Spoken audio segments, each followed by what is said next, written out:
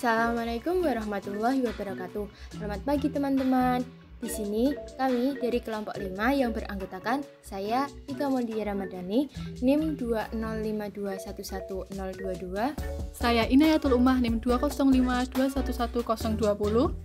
Saya Ayi Inayasara, NIM 205211025. Di sini kami akan mempresentasikan hasil diskusi kelompok kami yang berjudul Kerangka Tugas dan Tanggung Jawab Manajemen. Dalam kerangka tugas dan tanggung jawab manajemen mencakup keterampilan, tanggung jawab, dan etika seorang manajemen. Pembahasan yang pertama adalah mengenai keterampilan-keterampilan manajemen yang meliputi keterampilan konseptual, keterampilan kemanusiaan, keterampilan administratif, dan keterampilan teknik. Baik, di sini saya akan menjabarkan masing-masing keterampilan dalam manajemen. Yang pertama adalah keterampilan konseptual. Keterampilan konseptual adalah kemampuan mental untuk mengkoordinasikan dan mengintegrasikan seluruh kepentingan dan kegiatan organisasi. Ini mencakup kemampuan manajer untuk melihat organisasi sebagai suatu keseluruhan dan memahami hubungan antara bagian yang saling bergantung, serta mendapatkan, menganalisa, dan menginterpretasikan informasi yang diterima dari bermacam-macam sumber. Yang kedua adalah keterampilan kemanusiaan atau human skill adalah kemampuan untuk bekerja dengan memahami dan memotivasi orang lain, baik sebagai individu ataupun kelompok. Manajer membutuhkan keterampilan ini agar dapat memperoleh partisipasi dan mengarahkan kelompoknya dalam pencapaian tujuan. Yang ketiga adalah keterampilan administratif atau administrative skill adalah seluruh keterampilan yang berkaitan dengan perencanaan, pengorganisasian, penyusunan kepegawaian, dan pengawasan. Keterampilan ini mencakup kemampuan untuk mengikuti kebijaksanaan dan prosedur, mengelola dengan anggaran terbatas, dan sebagainya. Keterampilan administratif adalah suatu perluasan dari keterampilan konseptual. Manajer melaksanakan keputusan-keputusan melalui penggunaan keterampilan administratif dan kemanusiaan. Dan yang terakhir adalah keterampilan teknik atau technical skill adalah kemampuan untuk menggunakan peralatan-peralatan, prosedur-prosedur atau teknik-teknik dari suatu bidang tertentu seperti akuntansi, produksi, penjualan, atau permesinan, dan sebagainya. Selanjutnya, pembahasan yang kedua yaitu tanggung jawab sosial. Tanggung jawab sosial adalah bentuk kepedulian perusahaan terhadap lingkungan eksternal perusahaan melalui berbagai kegiatan yang dilakukan dalam rangka penjagaan lingkungan, norma masyarakat, partisipasi pembangunan, serta berbagai bentuk tanggung jawab sosial lainnya. Di dalam tanggung jawab sosial terdapat strategi pengelolaan tanggung jawab sosial, yaitu strategi defensif, akomodatif, proaktif, dan reaktif. Di sini saya akan menjabarkan tentang strategi pengelolaan tanggung jawab sosial. Yang pertama yaitu strategi defensif. Strategi defensif adalah tanggung jawab sosial yang dilakukan oleh perusahaan terkait dengan penggulangan pendekatan legal atau jalur hukum untuk menghindarkan diri atau menolak tanggung jawab sosial. Dalam kondisi tertentu, perusahaan akan lebih memilih strategi defensif yang akan mempertahankan posisi yang ada saat ini. Atau karena kondisi yang terbatas, maka perusahaan paling tidak harus survive. Yang kedua adalah strategi akomodatif. Strategi akomodatif yaitu tanggung jawab sosial yang menjalankan perusahaan dikarenakan adanya tuntutan dari masyarakat sekitar dan lingkungan sekitar akan hal tersebut. Ketika sebuah perusahaan atau organisasi mengklaim bertanggung jawab atas krisis dan bekerja untuk menciptakan strategi pencegahan untuk menghindari krisis terjadi lagi. Yang ketiga yaitu strategi proaktif. Strategi proaktif yaitu tanggung jawab untuk memuaskan stakeholders. Jika stakeholders terpuaskan, maka citra positif terhadap perusahaan akan terbangun. Strategi ini dirancang untuk mengantisipasi tantangan, ancaman, dan peluang.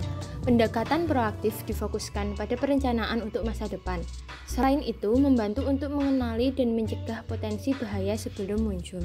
Yang keempat yaitu strategi reaktif. Strategi reaktif yaitu kegiatan bisnis yang melakukan strategi reaktif dalam tanggung jawab sosial, cenderung menolak dan menghindari diri dari tanggung jawab sosial.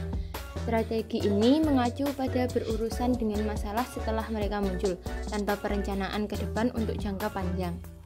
Selanjutnya, saya akan membahas mengenai manfaat tanggung jawab sosial. Yang pertama, manfaat tanggung jawab sosial bagi perusahaan. Citra perusahaan akan terkenal baik bahwa inilah perusahaan yang peduli terhadap lingkungan masyarakat. Kegiatan perusahaan dalam jangka panjang akan dianggap sebagai kontribusi positif di masyarakat. Selain membantu perekonomian masyarakat, perusahaan juga akan dianggap bersama masyarakat membantu dalam mewujudkan keadaan lebih baik di masa yang akan datang. Akibatnya, Perusahaan akan memperoleh tanggapan yang positif setiap kali menawarkan sesuatu kepada masyarakat. Perusahaan tidak saja dianggap sekedar menawarkan produk untuk dibeli masyarakat, tetapi juga dianggap menawarkan sesuatu yang membawa perbaikan masyarakat. Secara tidak langsung, maka produk yang akan diproduksi oleh perusahaan tersebut membuat konsumen meningkat karena konsumen cenderung melihat dari citra perusahaannya. Yang kedua, manfaat tanggung jawab sosial bagi masyarakat. Selain kepentingan masyarakat yang terakomodasi, hubungan masyarakat dengan perusahaan akan lebih erat dalam situasi win-win solution. Artinya, terdapat kerjasama yang saling menguntungkan kedua belah pihak. Hubungan bisnis tidak lagi dipahami sebagai hubungan antara pihak yang mengeksploitasi dan pihak yang tereksploitasi, tetapi hubungan kemitraan dalam membangun masyarakat lingkungan lebih baik, tidak hanya di sektor perekonomian, tetapi juga dalam sektor sosial, pembangunan, dan lain-lain. Dan adanya beasiswa terhadap anak tidak mampu dan kesejahteraan masyarakat serta pembangunan fasilitas umum yang berguna bagi masyarakat. Ketiga, manfaat tanggung jawab sosial bagi pemerintah. Dalam hal ini, pemerintah tidak hanya bekerja sendiri dalam membangun kesejahteraan rakyatnya, karena memiliki partner dalam menjalankan misi sosial dari pemerintah dalam hal tanggung jawab sosial. Pemerintah pada akhirnya tidak hanya berfungsi sebagai wasit yang menetapkan aturan main dalam hubungan masyarakat dengan dua bisnis dan memberikan sanksi bagi pihak yang melanggarnya. Berikut saya akan menjelaskan mengenai etika dalam manajemen.